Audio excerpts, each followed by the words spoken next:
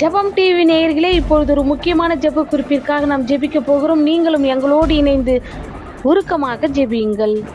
கோவையில் உலாவரும் காட்டு யானைகள் அச்சத்தில் தவிக்கும் மலைவாழ் மக்கள் தீ மூட்டியும் ஒலி எழுப்பியும் தங்களை பாதுகாத்து வருகின்றனர்.